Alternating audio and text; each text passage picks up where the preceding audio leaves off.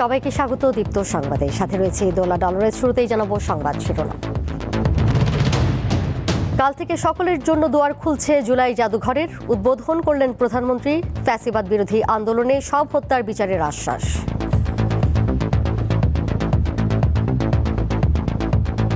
ফ্যাসিবাদ বিরোধী আন্দোলনে যারা হতাহত হয়েছেন আইনের যথাযথ প্রক্রিয়া অনুসরণ করে সেই বিচার হবে স্বচ্ছ, নিরপেক্ষ এবং বিশ্বাসযোগ্য। বৈষম্য অবসানের স্বপ্ন দেখানো গণ অভ্যুত্থান ঘিরে অপ্রাপ্তির ক্ষোভ বেশি। আহতরা হাসপাতাল ছাড়লেও স্বাভাবিক গতি পায়নি অনেকের জীবন।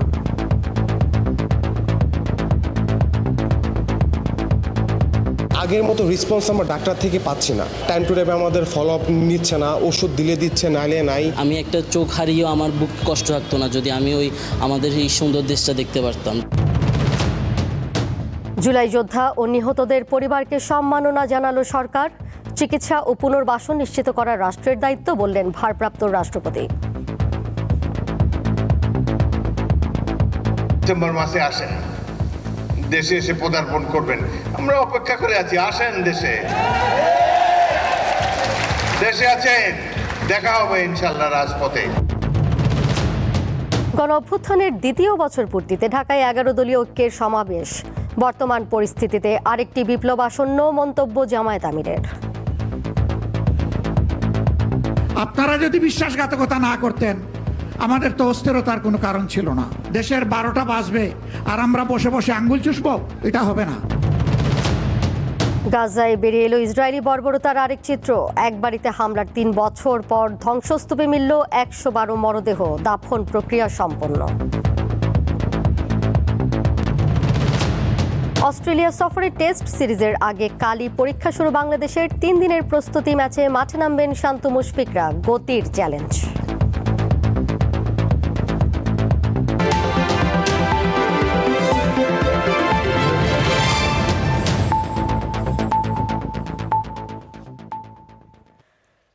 শুনছিলেন শিরোনাম, এবারে চলে যাচ্ছি পুরো খবরে। অবশেষে খুলল বহুল প্রতীক্ষিত জুলাই গণ অভ্যুত্থান স্মৃতি জাদুঘরের। সকালে রাজধানীর শেরেবাংলা নগরে অবস্থিত এই জাদুঘরের উদ্বোধন করেন প্রধানমন্ত্রী তারেক রহমান। এ সময় গণ অভ্যুত্থানে হতাহতদের পরিবারের শোকাহত সদস্যদের আশ্বস্ত করে প্রধানমন্ত্রী বলেন, স্বচ্ছ, নিরপেক্ষ, বিশ্বাসযোগ্য উপায়ে ফ্যাসিবাদ বিরোধী আন্দোলনে সংঘটিত প্রতিটি হত্যাকাণ্ডের বিচার হবে। 24-এর গণ অভ্যুত্থানের স্মৃতিচিহ্ন ধরে রাখতে জুলাই গণ অভ্যুত্থান স্মৃতি জাদুঘর উদ্বোধন করেছেন প্রধানমন্ত্রী তারেক রহমান। বুধবার জুলাই গণ অভ্যুত্থান দিবস উপলক্ষে রাজধানী শেরেবাংলা নগরে এই জাদুঘর উদ্বোধন করেন তিনি। এর মধ্যে দিয়ে এই স্মৃতি জাদুঘরের দুয়ার সবার জন্য উন্মুক্ত হলো। উদ্বোধনের পর জাদুঘরের বিভিন্ন গ্যালারি ঘুরে দেখেন প্রধানমন্ত্রী। এ সময় তার সঙ্গে ছিলেন সাবেক অন্তর্বর্তী সরকারের প্রধান উপদেষ্টা ডক্টর ইউনূস। জুলাই গণ অভ্যুত্থানের ইতিহাস, আত্মত্যাগ ও সংগ্রামের বিভিন্ন নিদর্শন দেখেন সরকার প্রধান। অনুষ্ঠানে জুলাই গণ অভ্যুত্থানের ঘটনা প্রবাহ, গণমানুষের অংশগ্রহণ ও বিজয়ের ইতিহাস ভিত্তিক একটি প্রামাণ্যচিত্র প্রদর্শন করা হয়। পরে তিনি জুলাই 36 শীর্ষক আলোচনায় অংশ নেন। তারেক রহমান বলেন, শুধু জুলাই গণ অভ্যুত্থান নয়, বাংলাদেশের সব গণতান্ত্রিক আন্দোলনের প্রতিচ্ছবি হবে জুলাই গণ অভ্যুত্থান স্মৃতি জাদুঘর। জুলাই গণ অভ্যুত্থান স্মৃতি জাদুঘর ভবিষ্যতের প্রজন্মের সামনে তাদের পূর্বসূরিদের সাহসী ইতিহাস যেমন তুলে ধরবে, অপরদিকে তাদের সামনে উন্মোচিত হবে বিতাড়িত ফ্যাসিস্টদের মুখোশ। স্মৃতি জাদুঘর আমাদের জনগণের সংগ্রাম, আত্মত্যাগ, বেদনা, সাহস ও গণতান্ত্রিক আকাঙ্ক্ষাকে জাতীয় স্মৃতিতে স্থায়ীভাবে ধারণ করার এক ঐতিহাসিক উদ্যোগ। শহীদদের কাঙ্ক্ষিত বাংলাদেশ প্রতিষ্ঠার কাজ শুরু হয়েছে জানিয়ে 31 দফা নির্বাচনী ইশতেহার ও জুলাই সনদ বাস্তবায়নের কার্যক্রম এগিয়ে চলছে বলেও জানান সরকার প্রধান। 2024 সালের গণ অভ্যুত্থান কোনো একক ব্যক্তি, গোষ্ঠী কিংবা দলের নয়। এই অভ্যুত্থানের মহানায়ক বাংলাদেশের গণতান্ত্রিকামী জনগণ। ফ্যাসিবাদ বিরোধী আন্দোলনে যারা হতাহত হয়েছেন পর্যায়ক্রমে আইনের যথাযথ প্রক্রিয়া অনুসরণ করে সেই বিচার হবে স্বচ্ছ, নিরপেক্ষ এবং বিশ্বাসযোগ্য। জুলাই গণ অভ্যুত্থান স্মৃতি জাদুঘর বৃহস্পতিবার থেকে সবার জন্য উন্মুক্ত হবে। এই বাংলাদেশ আর কখনোই তাবিদারি রাষ্ট্রে পরিণত হবে না ইনশাআল্লাহ। ইশরাত সুমা, দীপ্ত সংবাদ। জুলাই স্মৃতি জাদুঘরের উদ্বোধন অনুষ্ঠানে উপস্থিত ছিলেন সাবেক অন্তর্বর্তী সরকারের প্রধান উপদেষ্টা ডক্টর মোহাম্মদ ইউনূস। তিনি বলেন, জুলাই কোনো নির্দিষ্ট শ্রেণীর নয়, গণমানুষের। তো মর্যাদা নিয়ে, সাহস নিয়ে আমরা আমাদের বাংলাদেশ গড়ে তুলব। যারা এই জাদুঘরের পেছনে পরিশ্রম করেছে, এটাকে তৈরি করেছে, তাদের প্রতি আবারও ধন্যবাদ জানাচ্ছি। আমরা অবশেষে এই জাদুঘর উদ্বোধন হলো। আমরা আশা করব যে দেশের ছেলে মেয়ে, যে দেশের সকল নাগরিক একবার হলেও আসবে, সপরিবারে আসবে, নিজে আসবে, বন্ধুবান্ধব নিয়ে আসবে। শেখ হাসিনা সরকারের বিরুদ্ধে গণ অভ্যুত্থানের 2 বছর পূর্ণ হলেও রয়েছে কিছু আক্ষেপ। বিশেষ করে যে তরুণরা এই আন্দোলনের অন্যতম রূপকার, তারা মনে করেন প্রত্যাশিত পরিবর্তন আসেনি রাষ্ট্র কাঠামোয়। ভবিষ্যতে এগিয়ে যেতে ঐক্য ধরে রাখা প্রয়োজন বলে মনে করেন আন্দোলন সংশ্লিষ্টরা।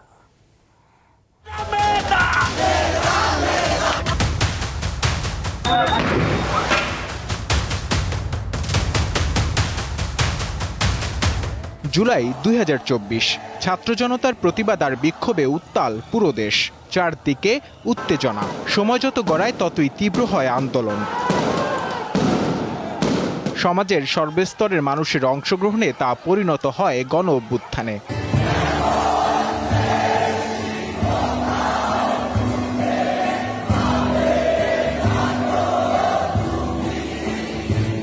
পাঁচ আগস্ট সরকারের পতনের মধ্য দিয়ে শুরু হয় নতুন বাংলাদেশের যাত্রা। দেশকে নতুনভাবে পেতে অকাতরে জীবন দেন শত শত মানুষ, অনেকে বরণ করেন পঙ্গুত্ব। সাহসী এসব যোদ্ধার মহানী ত্যাগের 2 বছর পার হয়েছে। কতটা বদলেছে বাংলাদেশ? প্রত্যাশা অনুযায়ী প্রাপ্তি কতটুকু? যদি আমাদের এই গণভোটের রায়গুলো বাস্তবায়ন হতো, আমাদের আশাকাঙ্ক্ষা বাস্তবায়ন হতো, তাহলে আমার মনে হচ্ছে যে আসলে আমি অঙ্গ হারিয়ে কোনো ভুল করিনি।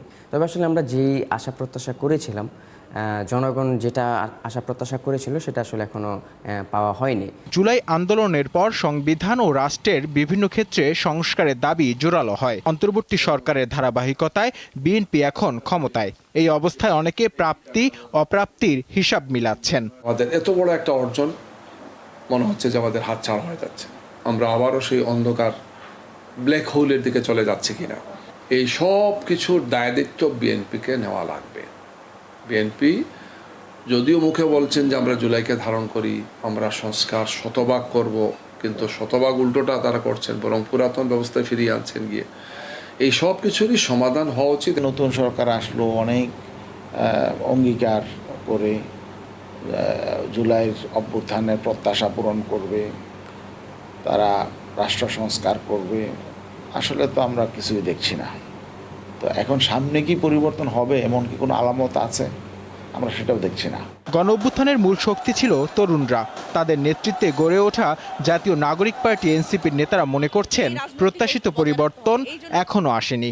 আমরা দেখেছি যে 5 আগস্ট পরবর্তী সময় শুধুমাত্র ঐক্য এই রাজনৈতিক ঐক্য বজায় রাখতে হবে। এই জন্য কিন্তু আমরা খুব অ্যাগ্রেসিভলি সংস্কারগুলোকে বাস্তবায়নের কথা বলতে পারি নাই, কারণ ওই যে ঐক্য নষ্ট হবে। কিন্তু দেখেন, আমরা দেখেছি যে এই পুরানো রাজনৈতিক দলগুলো বারবার করে তাদের দলীয় এজেন্ডা সামনে এনেছে এবং সংস্কারটাকে একটা পলিটিক্যাল টুল হিসেবে ইউজ করেছে। যখন রাজনৈতিক সংস্কৃতির এই পরিবর্তনটা আমরা করতে পারছি না, আমরা কি আবার একটা ফ্যাসিবাদ তৈরির দিকে যাচ্ছি কিনা, এটা এই সময় একটা বড় প্রশ্ন হয়ে দাঁড়ায়। ছাত্র জনতার ঐক্যের ফলে সৃষ্টি হয়েছিল জুলাইয়ের বিস্ফোরণ। দেশকে এগিয়ে নিতে এর বিকল্প নেই বলে মনে করেন এই নেতা। যে বাংলাদেশকে এগিয়ে নিয়ে যেতে হবে, ওই ফ্যাসিবাদীদের কায়দায় এটাকে একটা বিভাজিত করে রাখার যে জায়গা, সেই দিকে রাখা যাবে না। আমাদের যে গণতান্ত্রিক চর্চার জায়গাটাই বহাল রাখতে হবে, শত উস্কানি সত্ত্বেও। এটাই হচ্ছে রাজনৈতিক শক্তির জায়গা, এটাই বাংলাদেশের ভবিষ্যতের জায়গা। কারণ বাংলাদেশে একটা গণতান্ত্রিক ভবিষ্যৎই আমাদের নির্মাণ করতে হবে। গণ অভ্যুত্থানের 2 বছর পূর্ণ হলো। যে আন্দোলনকে সামনে রেখে নতুন বাংলাদেশ গঠনের স্বপ্ন দেখিয়েছিল, সেই স্বপ্ন বাস্তবায়নের অগ্রগতি কতটা, এ নিয়ে চলছে নানা আলোচনা। আন্দোলনের সামনের সারির যোদ্ধারা বলছেন, আত্মত্যাগের যথাযথ মূল্যায়ন, বিচার ও রাষ্ট্র সংস্কারের কাজ এখনও শেষ হয়নি। অন্যদিকে গণ অভ্যুত্থানের চেতনাকে ধারণ করে গণতান্ত্রিক প্রক্রিয়ায় রাষ্ট্র গঠনই এখন সবচেয়ে বড় চ্যালেঞ্জ বলে মনে করছেন রাজনৈতিক দলগুলোর নেতারা। নূর আলম, দীপ্ত সংবাদ, ঢাকা। জুলাই গণ অভ্যুত্থানে সরকারি নথি অনুযায়ী আহতের সংখ্যা 14,000-এরও বেশি, নিহত 8 শতাধিক। আহতদের অনেকে দেশ বিদেশে উন্নত চিকিৎসা নিয়েছেন, তবে অনেকেই এখনও স্বাভাবিক জীবনযাপনে ফিরে যেতে পারেননি। বৈষম্যহীন সমাজ গড়ার লক্ষ্য নিয়ে 2 বছর আগে দেশের তরুণরা রাজপথে নেমে আসেন, জীবন বাজি রেখে সৃষ্টি করেন গণ অভ্যুত্থান। ফলে 5 আগস্ট পতন হয় শেখ হাসিনা সরকারের। আওয়ামী লীগ সরকারকে হটাতে বহু মানুষকে জীবন দিতে হয়, রক্তাক্ত হন হাজার হাজার আন্দোলনকারী, কিন্তু তাদের অনেকেই শারীরিকভাবে ভালো নেই। 24-এর গণ অভ্যুত্থানে আরও অনেকের মতো নাদিম এবং আশানুরও আহত হয়েছেন। নাদিম হারিয়েছেন একটি পা, আশানুরের একটি হাত। তারা দেশে এবং দেশের বাইরে চিকিৎসা নিয়েছেন, কিন্তু এখন তাদের পর্যাপ্ত চিকিৎসা ব্যবস্থা অনেক জায়গাতেই ব্যাহত হচ্ছে। তারাই বলছেন তাদের মতো আরও অনেক সহযোগী সহসাথী তারা চিকিৎসা পাচ্ছেন না। আসুন জেনে নেই তারা নিজেরা কি বলছেন। পা হারানো নাদিমের প্রয়োজন একটি উন্নত মানের কৃত্রিম পা, আর থাইল্যান্ড থেকে চিকিৎসা নিয়ে ফেরা আশানুর চান কর্মসংস্থান। এই পাটা আমার ব্র্যাক সেন্টার থেকে রিপন স্যার আমাদের দিয়েছিলেন যে 5 বছরের ভিতরে যে কোনো সমস্যা হলে আমাদেরকে দেখাতে পারবো। 5 বছর পরে যদি আমাদের মনে সমস্যা হয়, ওটা আমরা মনে একটা জিনিসের দাম অনেক টাকা, এটা রবারের দাম 70,000 টাকা, এটা আমাদের দ্বারা সম্ভব না। চাকরি বাকরি করতাম, ফ্যামিলিকে চালাতে পারতাম। এখন আমরা যে টাকাটা পাই বা সম্মানে আমার যতটুকু সরকার যে ভাতাটা দেয়, সেটা আমাদেরকে আসলে চিকিৎসা করতে হয়, বিভিন্ন মেডিকেলে দৌড়ঝাঁপ করতে হয়, যেহেতু আমরা থাকি গ্রাম অঞ্চলে। আমাদের ওই মেডিকেলে তো আমাদের ওই চিকিৎসাগুলো হয় না। 18 বছরের রাকিব হোসেন তিনি জানালেন 24-এর আন্দোলনে তার পিঠে গুলি লেগেছিল। সেনাবাহিনী আর আনসার বাহিনীতে আর কি আহত হই। আমার ডিরেক্ট আর কি লাইফ বোতল লাগে, স্নাইপার গুলির মাধ্যমে আমার লাইফ বোট আর কি আমি নিচে হই, দেন আমার পিঠের এক পাশ দিয়ে ঢুকে আর অন্য পাশ দিয়ে বের হয়ে যায়। মোহাম্মদ নাহিদুর হারিয়েছেন একটি চোখ। আক্ষেপ করে বলেন, জুলাই মাস এলেই শুধু তাদের স্মরণ করা হয়। আমরা যে সুন্দর দেশের জন্য স্বপ্ন দেখেছি, আমি একটা চোখ হারিয়েও আমার বুক কষ্ট থাকতো না যদি আমি আমাদের এই সুন্দর দেশটা দেখতে পারতাম, যেখানে কোনো বৈষম্য থাকবে না, যেখানে কোনো ভেদাভেদ থাকবে না, যেখানে সরকার আমাদের সুচিকিৎসা দিবে, আমাদের দায়িত্ব নিবে। ওই কাঙ্ক্ষিত লক্ষ্যে আমরা পৌঁছাতে পারিনি। সাজিদ হাসান রিমন 24-এর গণঅভ্যুত্থানে তার একটি চোখ নষ্ট হয়ে যায়, তার মধ্যেও হতাশা আর অপ্রাপ্তির ক্ষোভ। আগের মতো রেসপন্স আমরা ডাক্তার থেকে পাচ্ছি না, বিকজ একদম গাছার অবস্থা। তারা টাইম টু টাইম আমাদের ফলো আপ নিচ্ছে না, ওষুধ দিলে দিচ্ছে, নাইলে নাই। বৈষম্যের বিরুদ্ধে লড়াই করা যোদ্ধারা হাসপাতাল ছেড়েছেন ঠিকই, কিন্তু তাদের অনেকে আর ফিরে পাননি স্বাভাবিক জীবন। লাবণী গুহ, দীপ্ত সংবাদ, ঢাকা। দেশের বর্তমান ভারপ্রাপ্ত রাষ্ট্রপতি হাফিজউদ্দিন আহমদ বলেছেন, জুলাই গণঅভ্যুত্থানে নিহতদের পরিবারের রক্ষণাবেক্ষণ, আহতদের চিকিৎসা ও পুনর্বাসন নিশ্চিত করা বর্তমান সরকারের সবচেয়ে গুরুত্বপূর্ণ ও পবিত্র দায়িত্ব। জুলাই গণঅভ্যুত্থান দিবস উপলক্ষে সকালে রাজধানীতে জুলাই শহীদ পরিবার ও জুলাই যোদ্ধাদের সংবর্ধনা ও আলোচনা সভায় তিনি এসব কথা বলেন। 2024 সালের গণঅভ্যুত্থানে নিহতদের পরিবার ও জুলাই যোদ্ধাদের নিয়ে বুধবার সংবর্ধনা অনুষ্ঠানের আয়োজন করে মুক্তিযুদ্ধ বিষয়ক মন্ত্রণালয়। রাজধানীতে বাংলাদেশ চীন মৈত্রী সম্মেলন কেন্দ্রের ওই অনুষ্ঠানে প্রদর্শিত হয় একটি তথ্যচিত্র, কিন্তু সেখানে জুলাই গণঅভ্যুত্থানের প্রকৃত ইতিহাস, বিভিন্ন গুরুত্বপূর্ণ ঘটনা এবং নিহতদের আত্মত্যাগ যথাযথভাবে উপস্থাপন করা হয়নি দাবি জানিয়ে হট্টগোল শুরু করেন জুলাই যোদ্ধা, নিহতদের পরিবারের সদস্যদের একাংশ এবং এনসিপির নেতাকর্মীরা। পরিস্থিতি উত্তপ্ত হয়ে উঠলে এ সময় ঢাকায় নিযুক্ত বিভিন্ন দেশের কূটনীতিক ও দূতাবাসের প্রতিনিধিদের অনুষ্ঠানস্থল ত্যাগ করতে দেখা যায়। শহীদদের জন্য আপনারা কি করছেন? এক পর্যায়ে মুক্তিযুদ্ধ বিষয়ক মন্ত্রী ও স্বরাষ্ট্রমন্ত্রী সবাইকে শান্ত হওয়ার আহ্বান জানান। আপনারা বলুন, আমরা শুনবো, কিন্তু শান্তশিষ্টভাবে বসুন দয়া করে। তথ্যচিত্রে অসম্পূর্ণ থাকা ও সেটি সংস্কারের আশ্বাস দিয়ে ঘটনার জন্য ক্ষমা চান মুক্তিযুদ্ধ বিষয়ক মন্ত্রী। আমি আবারও আপনাদের কাছে দুঃখ প্রকাশ করছি। পরিস্থিতি শান্ত হলে শুরু হয় মূল অনুষ্ঠান। বক্তব্য দেন সরকারের মন্ত্রী ও বিভিন্ন দলের নেতারা। গণভোটের গণরায় কার্যকর করে এই রক্তাক্ত জুলাইয়ের গণ আকাঙ্ক্ষাকে আপনি বাস্তবায়িত করে ইতিহাসে আপনি স্মরণীয় বরণীয় হয়ে থাকতে পারেন। আমার ভাই পড়ুয়ার বলে গেছেন, গণভোটের গণরায় বাস্তবায়ন করতে হবে। আসুন একসাথে বসি। সংবিধান সংশোধন কমিটিতে আপনাদের আহ্বান জানিয়েছে, আপনারা এখনো নাম দেন নাই। আমরা যদি বলি জুলাই কার, জুলাই কার, তাহলে জুলাই আমাদের কারোই থাকবে না। বক্তব্য প্রদানকালে খোদ রাষ্ট্রপতিও প্রদর্শিত তথ্যচিত্র নিয়ে অসন্তোষ প্রকাশ করেন। ডকুমেন্টারিতে অনেক ভুল আছে। প্রথম ভুল আমি দেখেছি সেখানে তো আবু সাইদের ছবিই নাই, সেখানে আরো নাই দেশনেত্রী বেগম খালেদা জিয়ার ছবিও তো নাই। এ সময় ভারপ্রাপ্ত রাষ্ট্রপতি কার্যক্রম নিষিদ্ধ আওয়ামী লীগের সমালোচনা করেন। তাদের কোনো অনুশোচনা নাই, আবার বলে যে ডিসেম্বর মাসে আসেন, দেশে এসে পদার্পণ করবেন। আমরা অপেক্ষা করে আছি, আসেন দেশে, দেশে আছেন, দেখা হবে ইনশাআল্লাহ রাজপথে। এর আগে শুরুতে জুলাই গণঅভ্যুত্থানে নিহতদের পরিবার ও আহতদের সংবর্ধনা দেন রাষ্ট্রপতি। তবে অনুষ্ঠানে যোগ দিতে আসা শহীদ পরিবারের সদস্য ও জুলাই যোদ্ধারা তাদের ন্যায্য অধিকার না পাওয়া, অপর্যাপ্ত রাষ্ট্রীয় সহায়তা সহ বিভিন্ন হতাশা প্রকাশ করেন। আমার বাড়িঘরও নাই, শ্বশুর বাড়িতে ঘর ঘুরেছি, চাকরি করে এখন ওরাও তারা দিতে চায়। বিদেশে পাঠানোর কথা ছিল, বিদেশ পাঠানো রেফার করছে সিএমএইচতে, এই নির্বাচন লগে আটকে গেছি, নির্বাচনের পরও এখনো পাঠাইতেছে না। জুলাই গণঅভ্যুত্থানের 2 বছরের ব্যবধানে শহীদ পরিবার এবং জুলাই যোদ্ধাদের রাষ্ট্রীয়ভাবে স্বীকৃতি দিতে আয়োজিত এই অনুষ্ঠানে সবচেয়ে বেশি যে প্রশ্নটি জোরালোভাবে উচ্চারিত হয়েছে সেটি হলো, যাদের আত্মত্যাগের কথা রাষ্ট্র স্মরণ করছে তাদের ন্যায্য চিকিৎসা, পুনর্বাসন এবং প্রতিশ্রুত সহায়তা সরকার কতটা বাস্তবায়ন করতে পারছে। শিউলি শবনম, দীপ্ত সংবাদ, ঢাকা। আরেকটি বিপ্লবের জন্য প্রস্তুতি নিতে দেশবাসীর প্রতি আহ্বান জানিয়েছেন জাতীয় সংসদের বিরোধী দলীয় নেতা ও জামায়াতে ইসলামীর আমির শফিকুর রহমান। তিনি বলেন, সব দেখে মনে হচ্ছে আরেকটা অনিবার্য বিপ্লব আসন্ন। জুলাই গণঅভ্যুত্থানের 2য় বর্ষপূর্তি উপলক্ষে সকালে রাজধানীতে এক গণসমাবেশে জামায়াতের আমির এই কথা বলেন। জাতীয় মসজিদ বায়তুল মোকাররমের দক্ষিণ গেটে 11 দলীয় ঐক্য এই সমাবেশের আয়োজন করে। এ সময় জামায়াতের আমির বলেন, 2024 সালের জুলাই আন্দোলন কোনো রাজনৈতিক দলের নেতৃত্বে গড়ে ওঠেনি, এটি ছাত্র ও তরুণ সমাজের নেতৃত্বে গড়ে ওঠা একটি গণ আন্দোলন। ওনারা বলতে চান মাত্র 5 মাস হলো সরকারের, এত অস্থির কেন আপনারা? আমি পাল্টা প্রশ্ন করতে চাই, মাত্র 5 মাসের ভিতরে জনগণের সাথে এত বিশ্বাসঘাতকতা করলেন কেন আপনারা?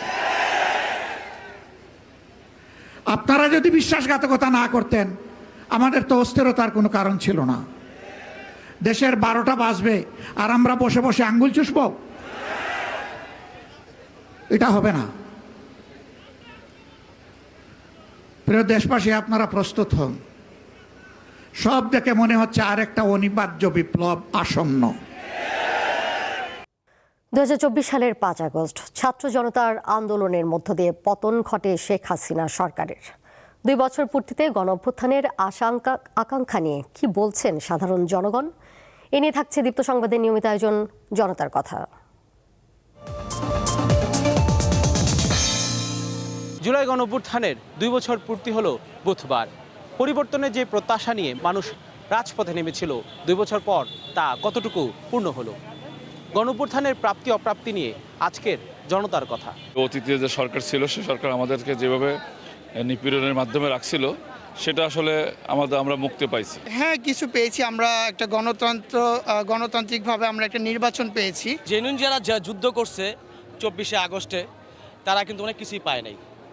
আর যারা হঠাৎ করে আইসা সোশ্যাল মিডিয়াতে আইসা, ঠিক আছে, তারা একটু ফেস দেখাইছে, এটাকে দেখায় তারা জুলাই যুদ্ধ হয়ে গেছে গা। প্রাপ্তি একটাই, যে একটা পরাধীনতার মধ্যে ছিলাম আমরা, একটা ফ্যাসিস্ট রেজিম ছিল, সেটা চলে গেছে। এখন আমরা নিরাপদ এবং বাক স্বাধীনতা আছে। আমরা অন্যান্য কান্ট্রি যেরকম দেখি, যেরকম তাদের কালচার, তাদের ঐক্য, সেই বিষয়টা আমরা আশা করছিলাম। তো এখন আমাদের ওইটা হয়ে আসেনি। বৈষম্যহীন একটা সমাজ ব্যবস্থা যেটা চেয়েছিলাম, এরকম সবাই একসাথে থাকবো বৈষম্যহীনভাবে, কিন্তু আসলে ওইভাবে ওটার প্রতিফলনও দেখতে পাচ্ছি না।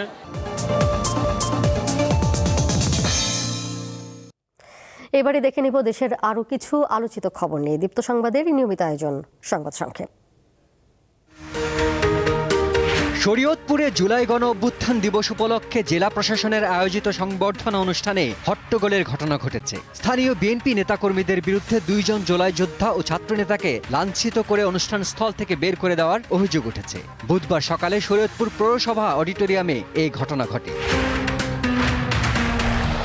সামাজিক যোগাযোগ মাধ্যমে প্রধানমন্ত্রীকে নিয়ে আপত্তিকর পোস্ট দেওয়ার অভিযোগে দায়ের করা মামলায় গ্রেফতার হলেন জাতীয় নাগরিক পার্টির বহিষ্কৃত নেতা গাজী সালাউদ্দিন তানভীর। বুধবার ভোরে রাজধানীর মণিপুর এলাকা থেকে তাকে গ্রেফতার করে পুলিশ।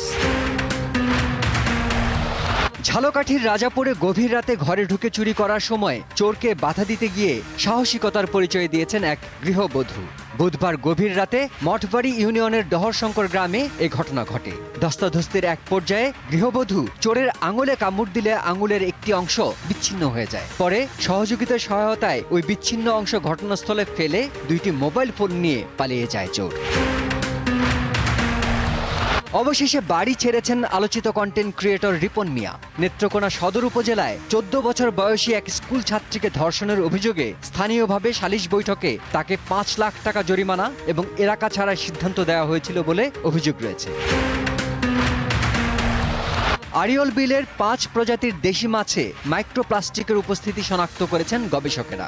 মাছগুলো হলো কই, বাটা, মেনি, গুলশা, ট্যাংরা ও পুঁটি। বাংলাদেশ কৃষি বিশ্ববিদ্যালয়ের এক গবেষণায় এসব মাছের মাংসপেশি ও অন্ত্রে মাইক্রোপ্লাস্টিক পাওয়া যায়। দীপ্ত বার্তাকক্ষ। মাগুরার সাবেক সংসদ সদস্য ও ক্রিকেটার সাকিব আল হাসানের বাড়িতে হামলার ঘটনা ঘটেছে। রাত 8:45টার দিকে একদল বিক্ষুব্ধ জনতা সাকিব আল হাসানের বাড়ি লক্ষ্য করে কয়েকটি পেট্রোল বোমা ও ইট পাটকেল নিক্ষেপ করে। হামলায় বাড়ির বিভিন্ন কাচের জানালা ভেঙে যায়। প্রাথমিকভাবে জানা গেছে ঘটনার সময় বাড়িতে কোনো সদস্য উপস্থিত ছিলেন না। খবর পেয়ে পুলিশের একটি দল ঘটনাস্থলে পৌঁছে পরিস্থিতি নিয়ন্ত্রণে আনে। এর আগে সন্ধ্যায় ভারতে আয়োজিত একটি অনুষ্ঠানে শেখ হাসিনার পাশাপাশি সাকিব আল হাসান ভার্চুয়ালি যুক্ত হয়ে বক্তব্য রাখেন।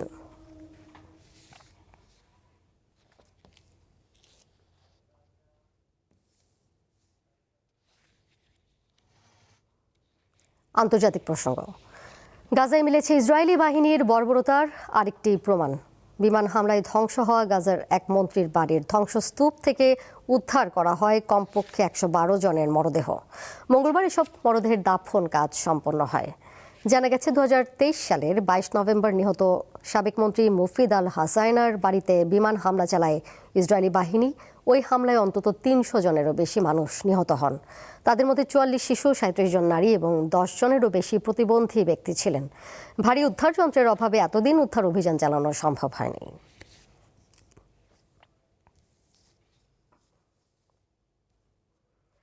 ইরানের সঙ্গে যুদ্ধের জেরে যুক্তরাষ্ট্রের গুরুত্বপূর্ণ ক্ষেপণাস্ত্র প্রতিরক্ষা ব্যবস্থা থার্ডের প্রায় 80% ইন্টারসেপ্টর ফুরিয়ে গেছে। এছাড়া প্যাট্রিয়ট প্রতিরক্ষা ব্যবস্থারও প্রায় অর্ধেক ইন্টারসেপ্টর শেষ। এসব বিষয়ে অবগত একাধিক সূত্রের বরাতে এমন খবর প্রকাশ করেছে CNN। প্রতিরক্ষা গোলাবারুদের এই ঘাটতির কারণেই মার্কিন প্রেসিডেন্ট ডোনাল্ড ট্রাম্প ইরানের বিরুদ্ধে হামলা স্থগিত রেখেছেন বলে প্রতিবেদনে উল্লেখ রয়েছে। তবে হোয়াইট হাউস জানায় সৌদি আরব সহ পশ্চিম এশিয়ার দেশগুলোর আহ্বানে ট্রাম্প হামলা স্থগিত করেছেন। এদিকে হরমুজ প্রণালী উন্মুক্ত করতে ইরানের সঙ্গে যুক্তরাষ্ট্রের আলোচনা চলছে এবং শিগগিরই চুক্তি হতে পারে বলে দাবি করেছেন যুক্তরাষ্ট্রের অর্থমন্ত্রী স্কট বেসেন্ট।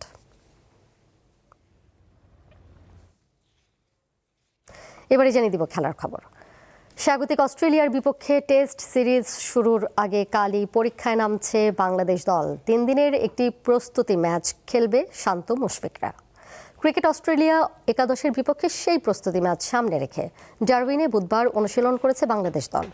নেটে ব্যাটিংয়ে নেমে বেশ মনোযোগী তানজিদ সাদমানরা। তারুণের পাশাপাশি অভিজ্ঞ মুশফিকুর রহিম দলে রয়েছেন। টেস্ট বিশেষজ্ঞ মুমিনুল আর তাইজুলও আছেন। অজিদের পেস অ্যাটাকের দিকে থাকবে আলাদা নজর। তাসকিন, হাসান মাহমুদ, খালিদদের ওপর আস্থা টিম ম্যানেজমেন্টের।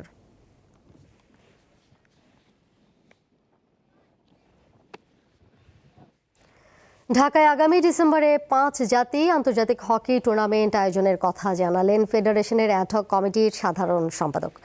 দেশের হকি খেলায় প্রাণ চাঞ্চল্য ফিরিয়ে আনতে সবাইকে নিয়ে কাজ করার আশ্বাস দেন তিনি। ক্লাব পর্যায় থেকে সব ধরনের সহযোগিতার আশ্বাস দেন মোহামেডান স্পোর্টিং ক্লাবের পরিচালক।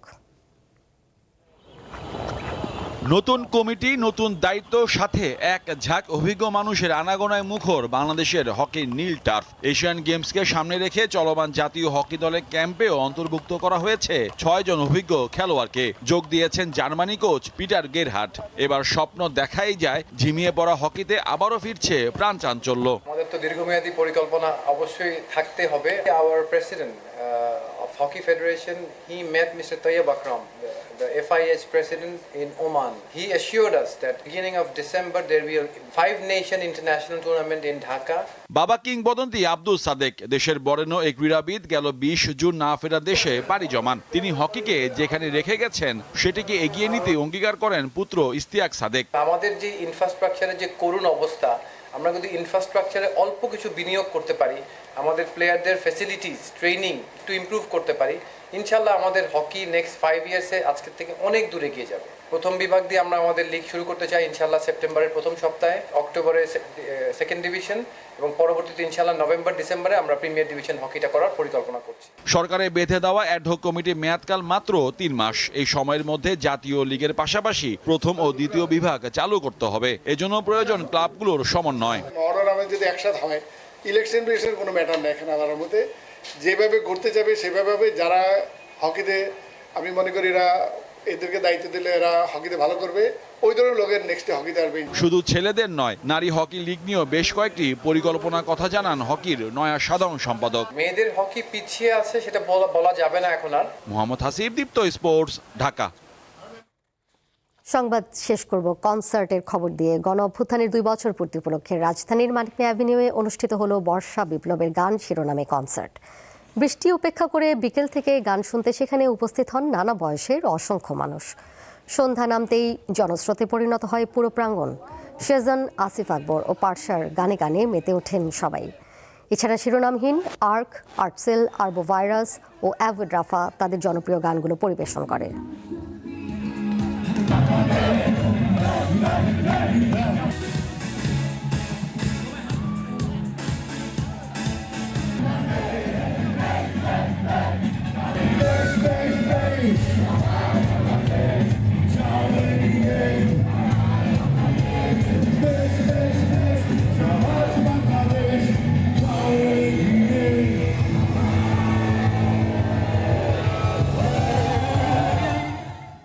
দীপ্ত সংবাদ শেষ করব, তবে শিরোনামগুলো জানিয়ে দেব আরও একবার।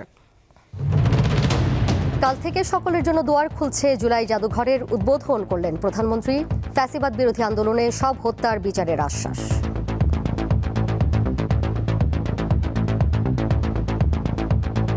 ফ্যাসিবাদ বিরোধী আন্দোলনে যারা হতাহত হয়েছেন আইনের যথাযথ প্রক্রিয়া অনুসরণ করে সেই বিচার হবে স্বচ্ছ, নিরপেক্ষ এবং বিশ্বাসযোগ্য।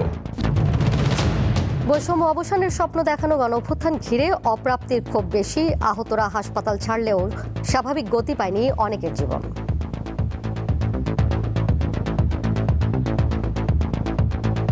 আগের মতো রেসপন্স আমরা ডাক্তার থেকে পাচ্ছি না। টাইম টু টাইম আমাদের ফলো আপ নিচ্ছে না, ওষুধ দিলে দিচ্ছে, নাইলে নাই। আমি একটা চোখ হারিয়েও আমার বুক কষ্ট থাকতো না যদি আমি আমাদের এই সুন্দর দেশটা দেখতে পারতাম।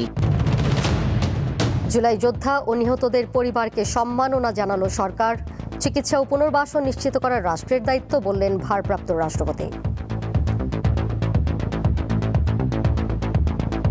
ডিসেম্বর মাসে আসেন, দেশে এসে পদার্পণ করবেন, আমরা অপেক্ষা করে আছি। আসেন দেশে, দেশে আছেন, দেখা হবে ইনশাল্লাহ রাজপথে। গণ অভ্যুত্থানের দ্বিতীয় বছর পূর্তিতে ঢাকায় 11 দলীয় ঐক্যের সমাবেশ। বর্তমান পরিস্থিতিতে আরেকটি বিপ্লব আসন্ন, মন্তব্য জামায়াত আমিরের। আপনারা যদি বিশ্বাসঘাতকতা না করতেন, আমাদের তো অস্থিরতার কোনো কারণ ছিল না। দেশের 12টা বাজবে আর আমরা বসে বসে আঙ্গুল চুষবো, এটা হবে না। গাজায় বেরিয়ে এলো ইসরায়েলি বর্বরতার আরেক চিত্র। এক বাড়িতে হামলার 3 বছর পর ধ্বংসস্তূপে মিলল 112 মরদেহ, দাফন প্রক্রিয়া সম্পন্ন।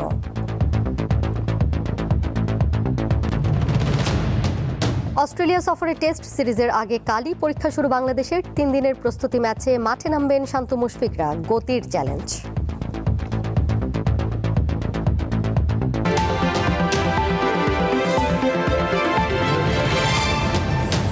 এই ছিল এখনকার মতো। এরই সাথে বিদায় নিচ্ছি আমি দোলা ডলরেস। আরও তথ্য এবং বিনোদনের নানা খবর জানতে যুক্ত থাকুন দীপ্তর ডিজিটাল প্ল্যাটফর্মে। সবাইকে ধন্যবাদ এতক্ষণ সাথে থাকার জন্য।